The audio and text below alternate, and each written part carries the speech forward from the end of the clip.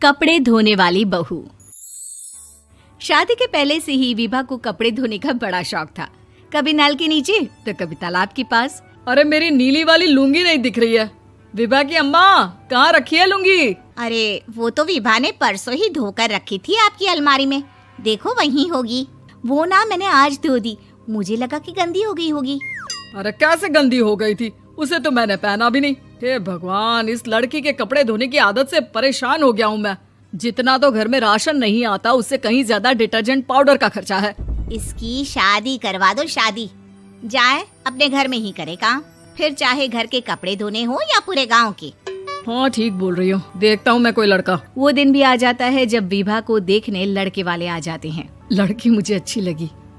होने वाली सास कहती है, बेटी अगर कुछ पूछना है तो पूछ लो।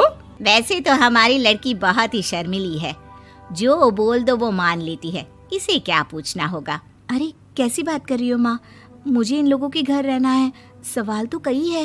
हाँ हाँ बेटा, पूछ लो ना, क्या पूछना है। आप लोगों के घर कपड़े कौन धोता है? सास का मुंह बन जाता है। देखो, अगर तुम ये कहना चाहती हो कि तुम्हें कपड़े धोने नहीं आते तो सुन लो, कपड़े मैं ही धोती हूँ, लेकिन तुम्हारे आ जाने के बाद मैं रुमाल तक नहीं धोऊंगी। अरे चुप रहना भाग्यवान, बहू बेचारी घर आई नहीं, उसे डराना शुरू कर दिया। वो क्या है ना बिटिया, अभी तक तो ये कल्लू की माँ ही धोती थी, लेकिन अब तुम्हारे पापा तो दहेज में वॉशिंग मशीन देंगे ही। तभी विभा की माँ बोल पड़ती है, सवाल भी पूछा तो क्या। वैसे भाई साहब, मशीन की तो फिर भी कपड़े धोने की कैपेसिटी होती है। मतलब जो बिटिया दे रहे हैं ना विभा, इसे कपड़े धोने का बहुत शौक है। ये आप लोगों के क्या, आस पड़ोस गांव मोहल्ले सबके कपड़े धो दे और उफ तक ना करे।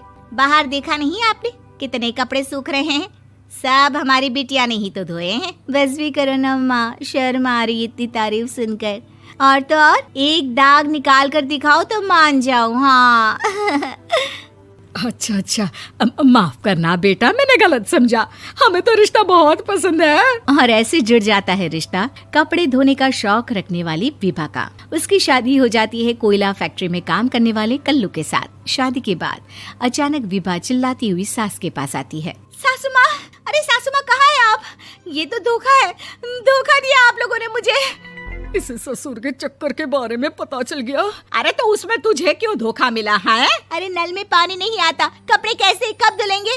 अच्छा, तू पानी नहीं आ रहा उसकी बात कर रही है। तो आपने क्या सोचा? कुछ नहीं।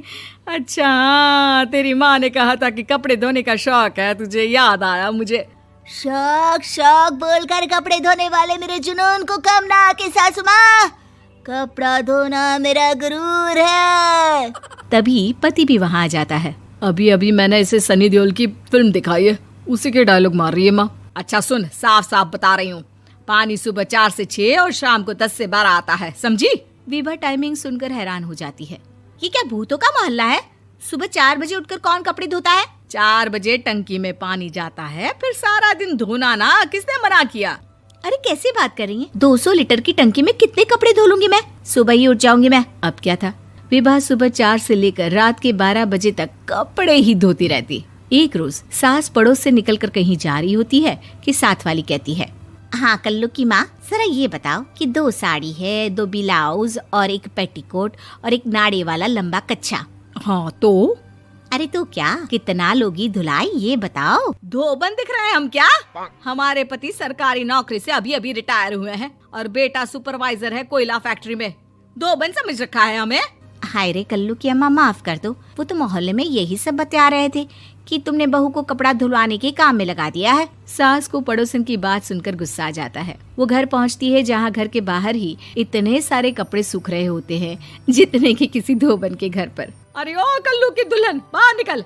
माँ जी यहीं आ जाओ, बाथरूम में चादर धो रहे हैं हम। अरे अभी हम धोते हैं, तुमको बाहर निकलो। ये आस पड़ोस वाले बोल रहे हैं कि हम बहू से कपड़े धुलवा कर उसे कपड़ा धोने वाली बना दिए हैं। अरे छोड़ो ना माँ जी, किन लोगों की बातों में आती हो? आस पास के लोगों का तो काम ही होता है कि वो किसी तरह सास बहू को लड़ा दे। बहू सारे घर के कपड़े धोती है, ये क्या कम है? बोलिए। सास को भी लग जाता है कि वो बहू का ये सनकीपन नहीं छुड़वा सकती, इससे अच्छा है कि खुद ही चुप हो जाए।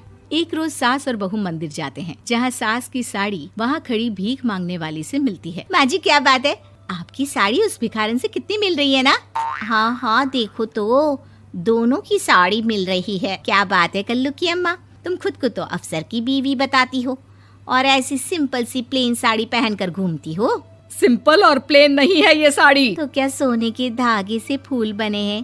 कुछ भी सासू माँ, कुछ भी। हाँ बने थे इस साड़ी में सोने के धागे से फूल। मेरे पति लेकर आए थे मद्रास से स्पेशली मेरे लिए 10,000 की।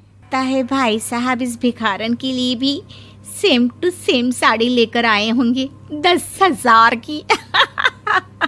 सास उस वक्त तो कुछ नहीं कहती, लेकिन बहू के साथ घर आती है और अलमारी से एल्बम निकाल कर लाती है। ये साड़ी देख रही है, ये वही साड़ी है जिसे मैंने अभी पहना था। इस साड़ी में ये जो चमकदार फूल दिख रहे हैं ना, ये सोने के धागों से काटे गए हैं। लेकिन तू लोकल वॉशिंग मशीन ब्रश से घिस घिस कर सारे फूलों को निकाल कर साड़ी प्लेन कर दी। मुझे माफ कर दीजिए सासू माँ। और तो और, जब मैंने तुझे तेरी गलती के लिए कुछ नहीं कहा, लेकिन तूने तो सबके सामने मेरा मजाक ही बना दिया। क्यों? बहू को समझ में आ जाता है कि अब से उसका कपड़े धोना बंद।